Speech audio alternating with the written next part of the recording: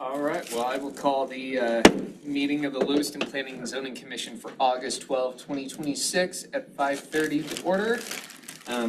Call to order, it's been done. Citizen comments is an opportunity for citizens to address the commission with comments and or questions about planning and zoning commission related matters that are not public hearing action item on this agenda. I don't see anybody in the bush to get to the podium to have anything emailed, called, snail mail. Yeah. Interpretive dance. Yeah, right. Although that would be entertaining, I will say. So item 3 is our active agenda. So first on our active agenda is the approval of the July 22nd, 2026 meeting minutes. I did take a gander at them. I thought they looked good and didn't note any revisions. So with that, I will take a motion. I will so move to approve meeting minutes as written. It's been moved. Is there a second? Second. It's been moved and seconded to approve the July 22nd, 2026 meeting minutes as presented. All in favor say aye. Aye. Any opposed? None. Motion carries. All right, item B is approval of the reason statement for conditional use permit application CUP 26-4 by Justin Tran. I'm not going to read the entire description of that.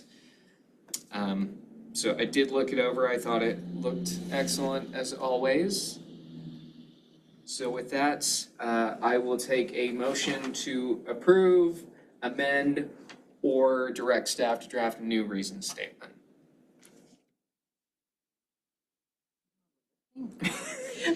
I will so move to approve as written. I will second the motion to approve the reason statement as presented. So all in favor say aye. Aye. Any opposed? None. Motion carries. All right, item C on our active agenda is approval of the reason statement for zone change application ZNC 26-2 by Jessica and Kyle Bean. I did look that over and I thought it looked good, so I will do the heavy lifting this time. And I will make a motion to approve the reason statement as presented for zone change application ZNC 26-2. Is there a second? I will second. It's been moved and seconded. All in favor say aye. Aye. None opposed? Motion carries. All right. Rolling right along here. So item D is a public hearing and recommendation to City Council on zoning code amendment ZA-02 or ZA-02-26 landscaping. So before we go ahead and get started, I'll just explain the public hearing real quickly for posterity and those online. So I've announced the subject of the public hearing. I'll open the public hearing. We will hear a presentation from staff. After the presentation from staff, if there is any testimony from public, I don't see anybody here, but if there's anything, been emailed, called in, we will listen to that. During this time, we can ask questions of staff commission, and then once that is done and all our questions are satisfied, we will close the public hearing, and then we will deliberate and discuss the relevant criteria and standards and articulate detailed reasons for our proposed decision. So with that, I will go ahead and open the public hearing.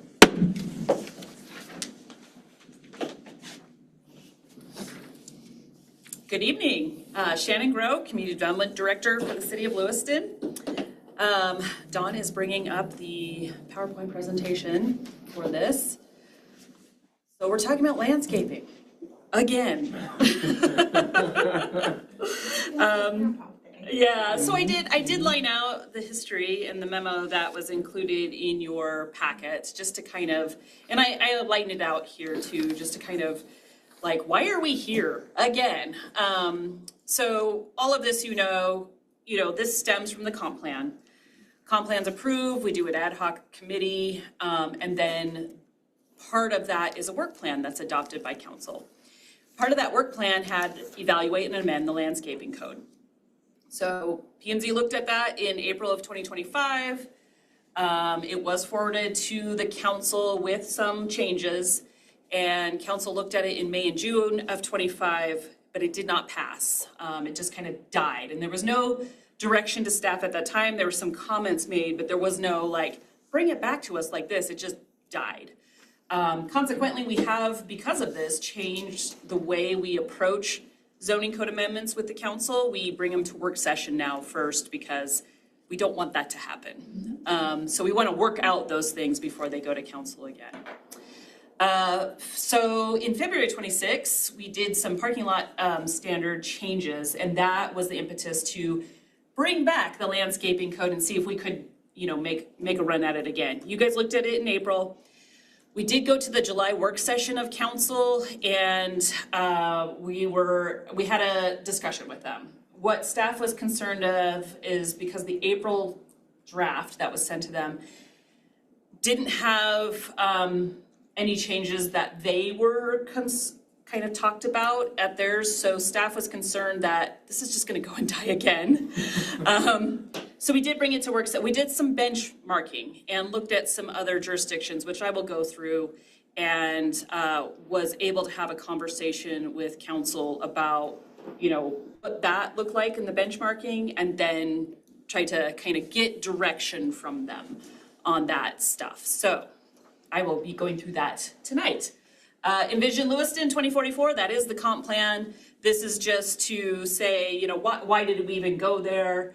The comp plan does say promote and expand the urban tree canopy where possible. Long streets and around parking lots. And then I just kind of put this little tidbit in here that in the next 10 to 20 years, folks, 23% said increase the tree canopy to help reduce temperatures and cooling costs while improving stormwater runoff, air quality, property values, and mental health.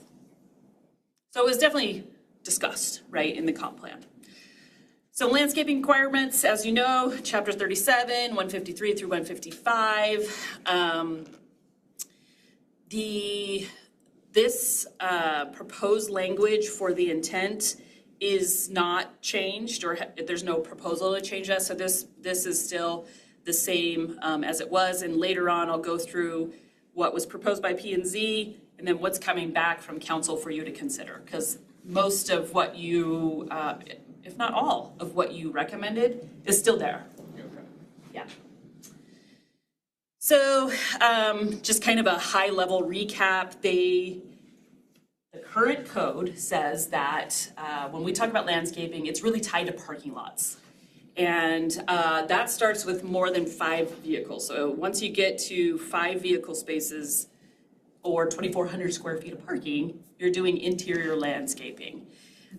Exterior so there's kind of the 2 camps, right? Exterior landscaping and interior landscaping.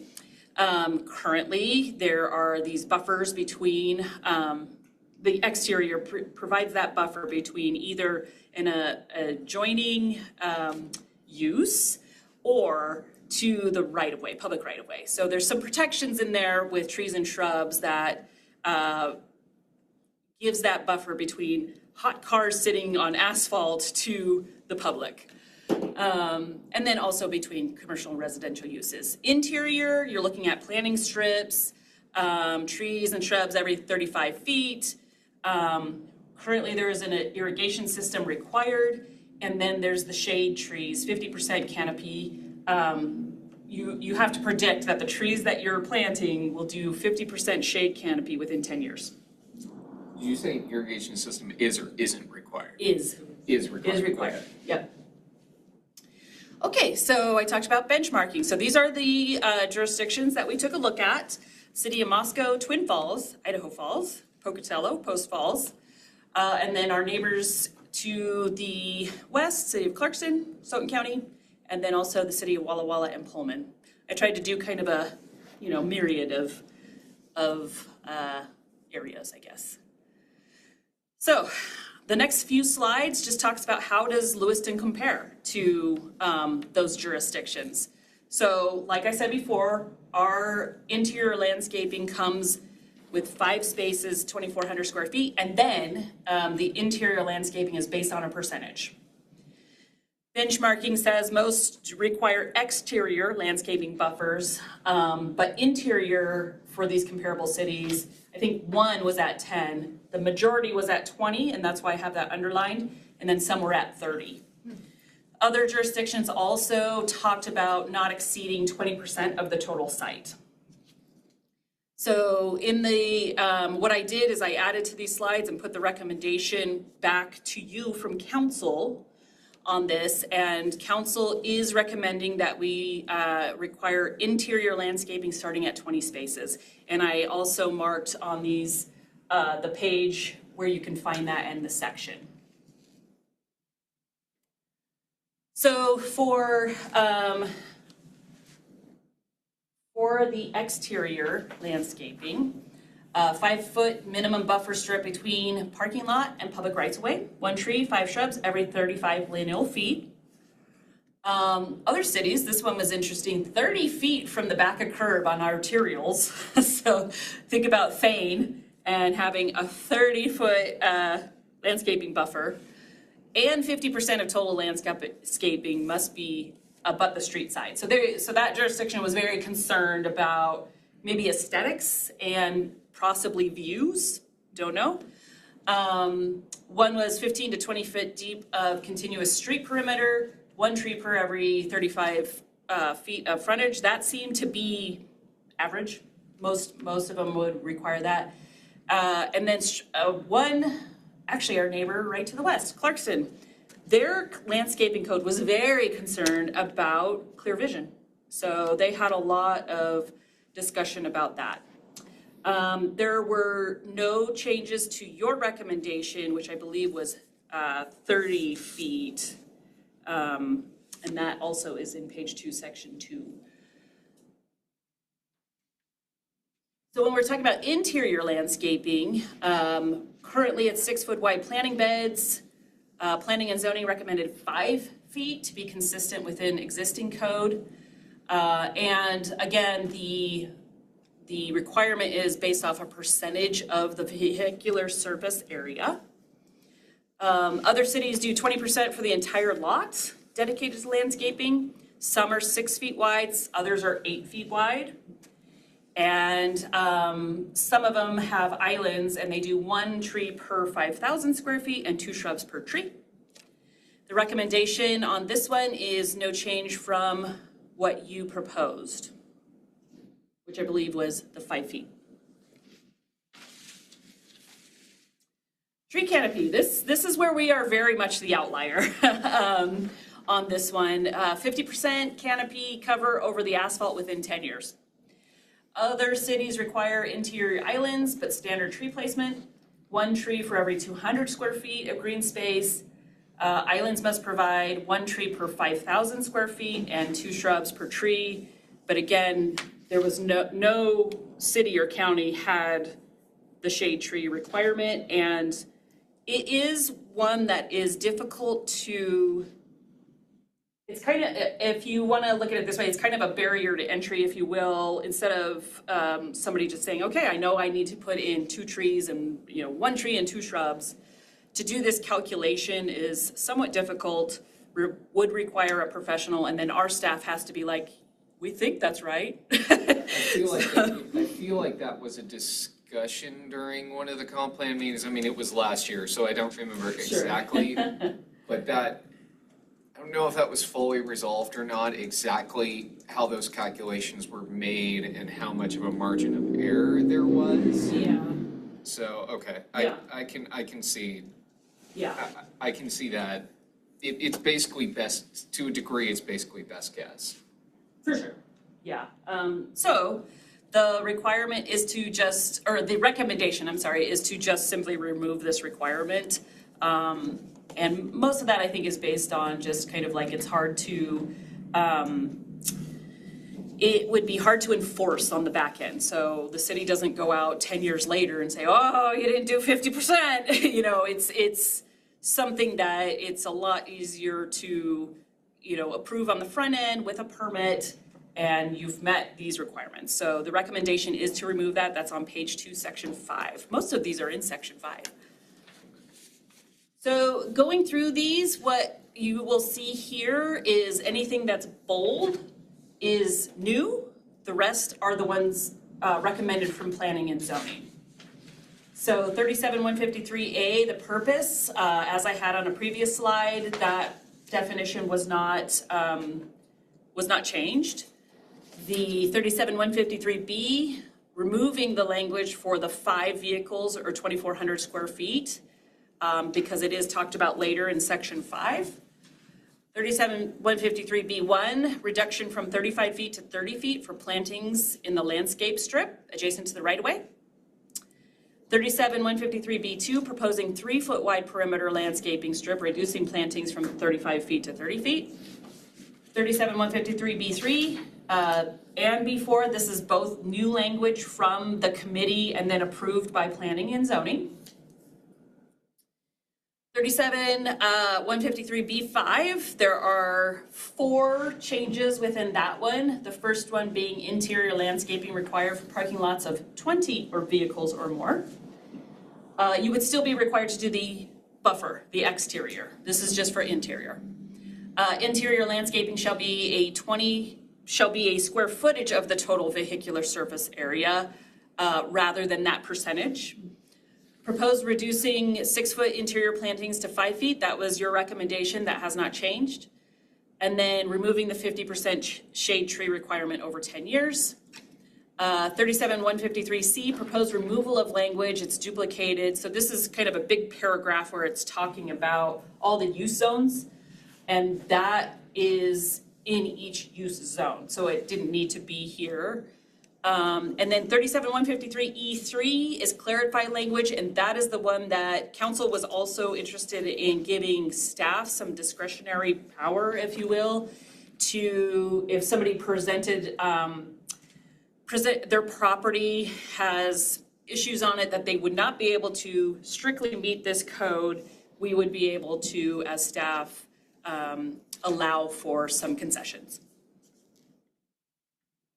And that's all I have for the presentation. I'm happy to answer any questions you may have and try to answer where the council's recommendations are. Out of curiosity, and I apologize, do we have a list of trees that theoretically would canopy X amount over a 10-year period? Is there a shopping list of trees that do what we want them to do? There's a tree selection guide that the city has, and we do give that out to folks when they are looking at doing these types of things. And so I think most of the time, and Katie, you can correct me if I'm wrong, but you pick from those. They're not all shade trees, but you could pick from those, and we would make the assumption that they would meet that. The selection guide does not provide that information, and normally I give people the no list rather than the yes list. Because the no list has like invasive species, and there's like Tree heavens. Yeah, there's like a dozen or maybe 2 dozen trees on that list, and there's several hundred trees on the OK list. Okay. So I mean, there's a variety, but it does not specify what kind of canopy coverage you would get from the tree. And I know that staff internally has talked about the need for that tree selection guide to be less than 100 trees. You know, like, let's shrink this down a little bit. It's a pretty exhaustive list, and so you find yourself like, oh, Drop 3 pages in. yeah. That's why I send the no list Yeah, rather than the that's yes. a great Makes sense. plan. Yeah. Because it's a PDF document that I usually will just forward via email. And it's located on the city website, and one of the Parks and Recs commissions did put a lot of time, and effort into accumulating that information, but it's a lot. And if you're just like, hey, let me know which one of these I should go with, you got to know a lot about trees. So sending the no list is easier. Yeah. Don't buy these. We have it's devastating to watch somebody plant trees right up under lines and then have to decimate the trees to accommodate the lines. So knowing a little something makes a difference, for sure. So yeah, I can see narrowing that down a little bit. Thank you. In terms of the interior landscaping, there are minimum requirements for like a parking space, correct? In Yes. terms of square footage? Yes.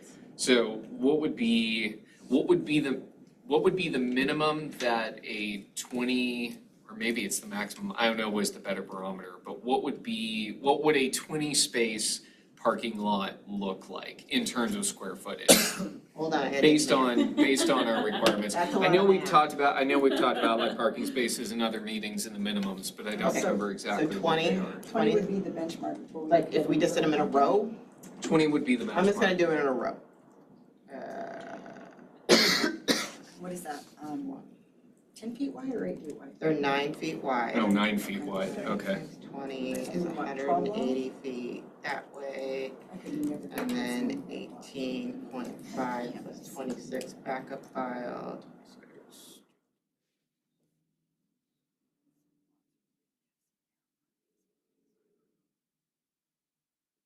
Oh, times 180. So 20 parking spaces would be about 8,000 square feet. 8,000 square feet, okay. If they were in a line. Yeah, if I just made a box that had 20 Oh, gotcha, 9-foot stalls that went across, that are 18 and a half feet deep with a 26-foot backup aisle, like just in a box, Oh. is an 8,000 square foot box. Because there's a Okay. backup aisle, okay. Okay. So from a dimension standpoint for my brain, what would be a comparable parking lot across town? Yeah, like what would be a comparable parking lot in town for that size? Oh, I don't know. I think, what I remember from the conversation on the working group I'm gonna look up was some that we were GIS. worried about, I think the reference was like, obviously a bigger lot, but we were talking about like the Shopco parking lot, like basically parking lot deserts. So what I'm trying to think of is like, Walmart or would- Kmart. yeah, I envision like a 20 parking lot or 20 car stalls Yeah. straight next to each other with a 26-foot backup or 26 and a half would be. It'd probably be like one strip of Right, Kmart. yes, okay. Rather than- Okay. Oh, okay. Well, right, You know what yeah, I so mean? I'm just trying in my head, I'm trying to get an understanding of it and also trying to adhere to, Lewiston has a lot of actual parking deserts and that's what we're trying to avoid. But I also do understand the council's position of, we don't want it to be a barrier to entry if somebody wants to put in a parking lot for maybe a small, A lot of mid-sized times business. what happens is that businesses are trying to go into existing buildings like on Thane. Yeah. We all know that Thane has these weird lots.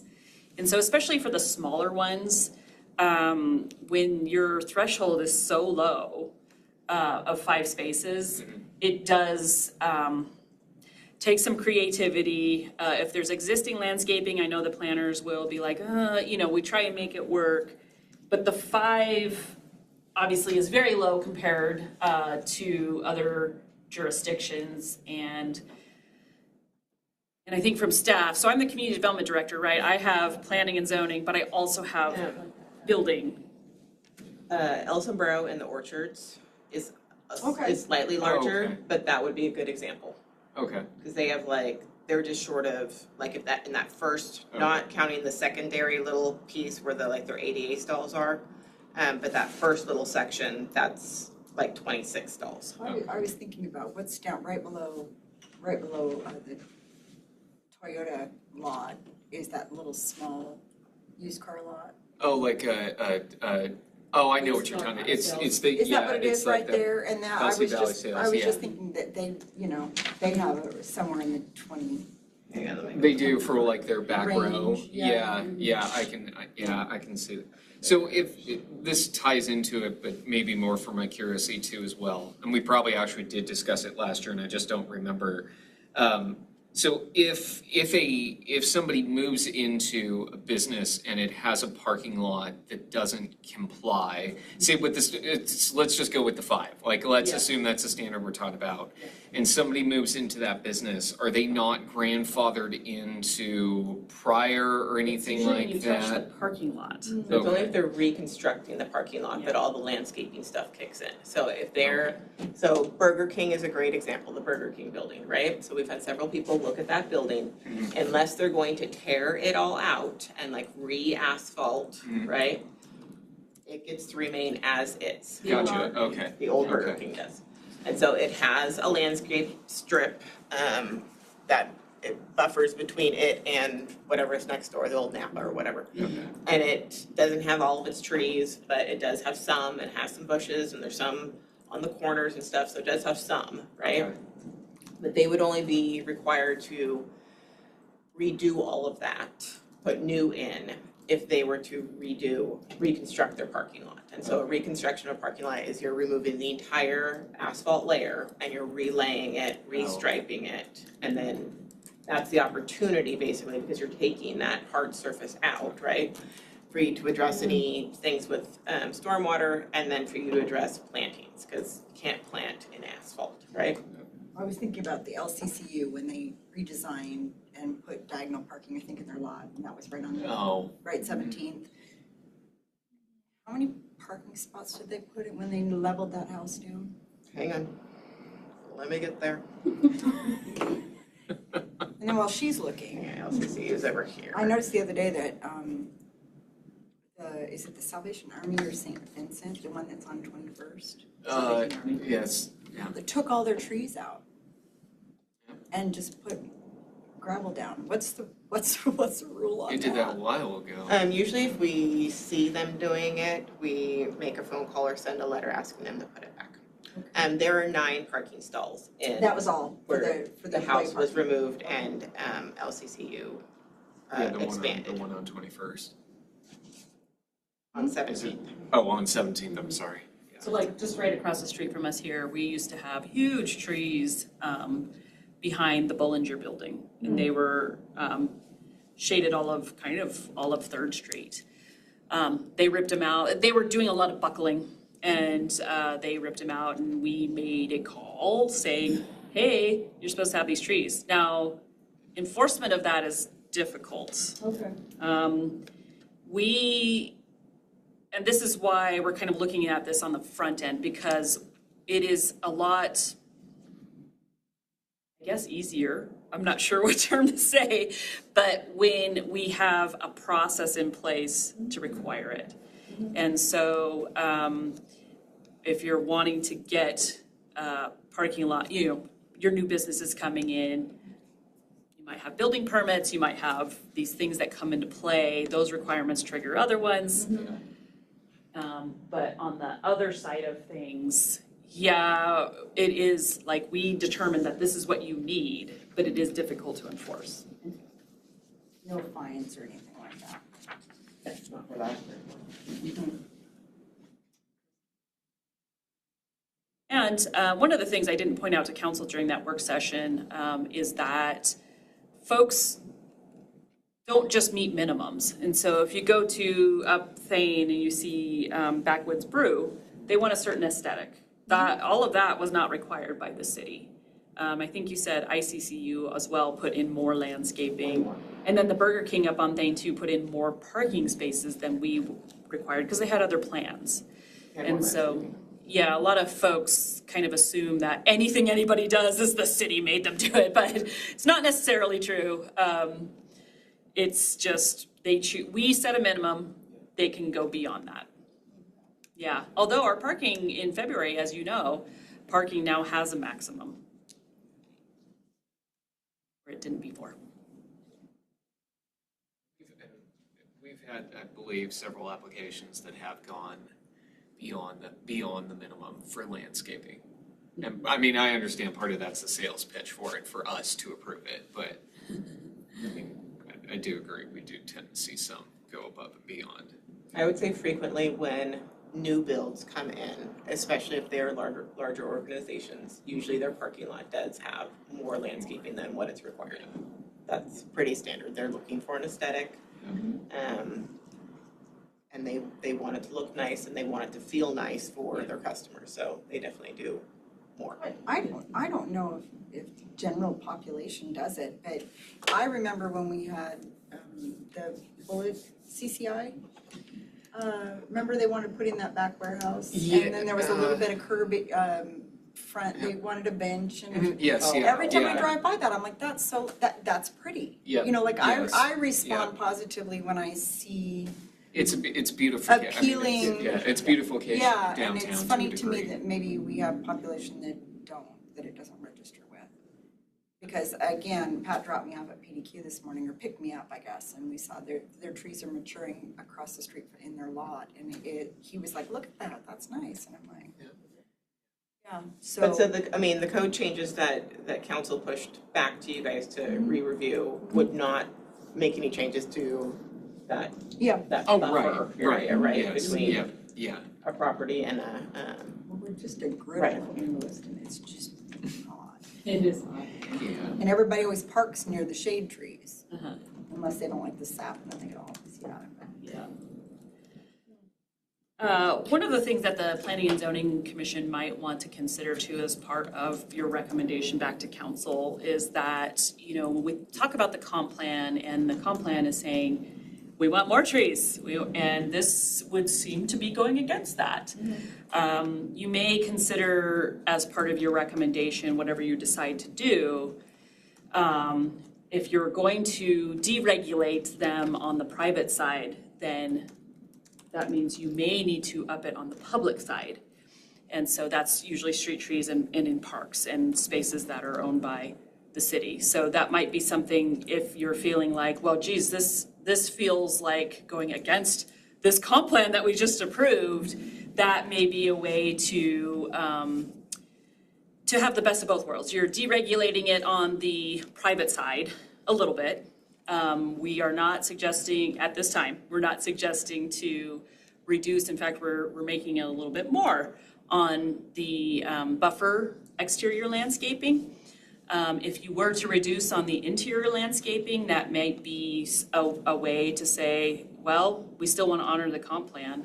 And so we would recommend that you put forth investments on the public side.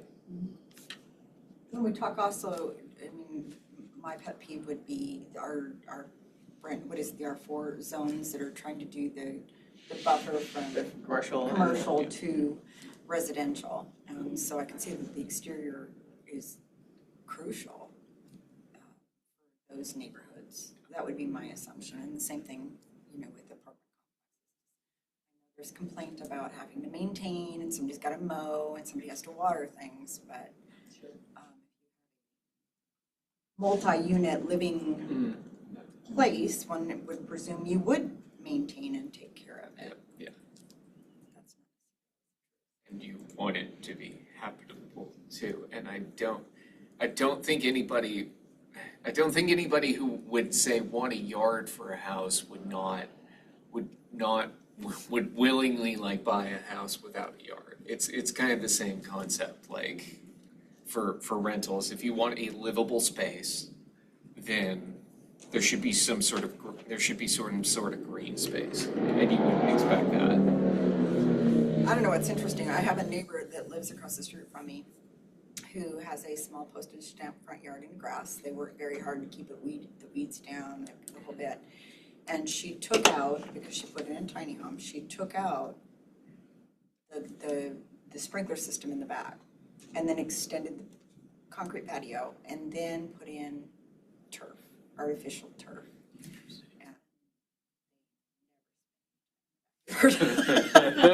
So basically zero-scape their yard Yeah, without zero-scaping their they've got a yard. swing set and everything for the littles, and the littles like being in the grass out front. Well, And for that's me, a it would be a lesson texture learned thing. for the little 30-something. Yeah, so my house, you can't see it. It was just recently pointed out, you can't see it. We have a lot of coverage, which we didn't have 9 years ago. Okay, Emily, do you have any questions, comments? Pretty straightforward. Yeah, strong opinions about trees in your yard. I It's a just want this to love-hate stop relationship. coming back to us. Well, we're trying to find a way to do that. Yeah, Right, come up with a version that they're. You don't have to stand. Is there no way possible when it comes to council and they fuss that you can't get it refined to, what would your recommendations is I take it back? You can't pin it down? Yes, well, and that's what we did. The landscaping one was the first one that just kind of failed, and they moved on. And it told us that we needed to change course on how things are presented, and that's why with zoning code amendments, we are starting to go to work session so that we can get some understanding of where you want to go with it. And that way we aren't doing this. I think this is probably the last one that this will happen with, because we're learning, we're getting smarter on how we need to approach these types of things. Did we have anything, email, no, nothing? People don't have opinions. Oh, they have opinions. I think, They're just not writing them in? I think people have an opinion, but it's not something that will rile them up as opposed to like the public budgets. Do we need to, do we have any relevant criterion standards, or is this more kind of like a free-flowing, we just do a voice vote? Recommendation to approve or? Okay. Make sure you close your public hearing. No, I know. Oh, this has, this has draft. Any other questions for staff before? No.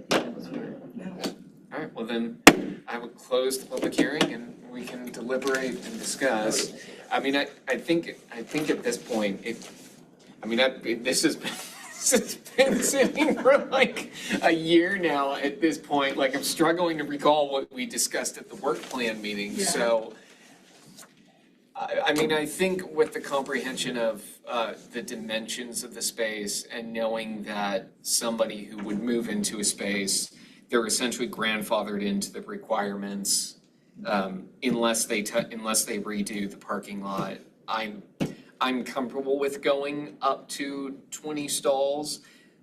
I do have some hesitation with wanting to and this is a broader discussion that's not specific just to this, but other points or other applications we've seen of wanting to be friendly to developers, but also having a limitation to how far we want to go with that. But in the interest of just moving this through at this point, and knowing that there will be other opportunities to discuss things like increasing tree canopy, I'm willing to go along with this. And I don't want to, that sounds negative. I'm willing to support it, to move it forward. Yes, I would agree. I don't have a lot of it. 20 parking spaces isn't a huge. Right, yeah. It seems like a lot until you really think about it and Right. put it into context of, Yeah, when you look know, at Yes. some examples of how big that is. Like if you think of El Sombrero, like you said, like. Yeah, so like really the one not- edge of Fair Sombrero, that's like 26. Yes, Mhm. Really yeah, not a yes, big space. Yeah. yes. Yeah, and Yeah. if we enforce a wider strip or more interior, then they're losing spaces that they can't have. So, yeah, we're talking larger developments, and this accommodates moving into existing Yeah. buildings. Yeah. Most larger developments are already used to putting in, Yeah. you know, buffer strips and Yeah. that sort of thing. And they'll, and not just doing the minimum. well, and developers tend to, and business owners, I mean, whoever is utilizing the space are usually smart enough to recognize the kind of appeal that their space needs. Like if you're gonna do a renovation to a building that is close to the river, you're not gonna treat it like it's a manufacturing plant. So I think there is just some common sense in terms of developers are smart enough to know the clientele that they're going towards. Sometimes, not always, but sometimes. Pretty So, broad. I know, I know, Okay, so. yeah, I'm fine. I think I'm fine. Well, perfect. With that, then, I will direct, oh, thank you. I will motion to recommend approval of ZA-02-26 to the city council as recommended. I will Thank second. you. It's been moved and seconded. All in favor, say aye. Aye. All right, motion carries. So that takes us out of our active agenda. So item 4 on our agenda is just staff commission communications. Katie, do you have anything for us? So the next meeting is August 26th. We will have an initiation for some FEMA rule changes that currently live in the zoning. Yep. Shannon gets to visit us again. Oh, lucky. That currently live in the zoning code. Actually, yes. And so the initiation will be to remove them from the zoning code and put them in the building code where they honestly should live. So that initiation will be on there, and then per Gabe's request at our last meeting, again, workshop for R3, R4, and CUPs, and any direction to staff. Joel will be at that meeting of changes you want to see us draft. And then that would go to council, right? We recommend council. You would approves. initiate, we Oh. then have to have a public, like, we would write something. Oh, right, It would okay, come back to you okay, guys, we would have a okay. public hearing, and then it would go to council. Oh, okay, so it's not, the initiation is not the public hearing process. The the initiation initiation is- directs you to present us something that we will then, okay. So it's not even an initiation at this point. You guys need to decide on what kind of changes you want to make, because you haven't done that yet. So it's gonna be kind of a work session again, to discuss those changes, and Technically, it would just be a recommendation to repeal from the zoning code. not the FEMA stuff, Oh, the I changes thought you they were talking wanna about make. the FEMA No, stuff. the changes they wanna to make the for, zoning code, yeah. Yeah. If we were to make any, I don't wanna speak for any commissioners. Yes, so I think the idea is that you review, like, so we work sessioned at once, right? We had that discussion from Gem State. And then, so this will kind of be a work session again, but going through it kind of line by line and deciding if you do want to have staff make changes, if you want to propose different things, like what you guys want to do with that. And then staff would bring something back for initiation. Okay. Oh, gotcha, okay, so next meeting, then initiation, then public hearing, Gotta have something to initiate, and so. and then it goes to council. Currently, we don't have anything. You could have multiple meetings before the initiation. Well, true, I mean, we can have multiple workshops, but this will technically be our second workshop, Yes. so, okay. So if you guys want to make changes, this would be where you would be proposing those changes Okay. and then asking for staff to make those and to bring something back to initiate those changes. Okay. Random question, since What you got? Shannon had brought up, checking into other communities, is for residential zones relatively common, have we done that? We probably have fewer than other places. Serious? Yeah. Interesting. Okay.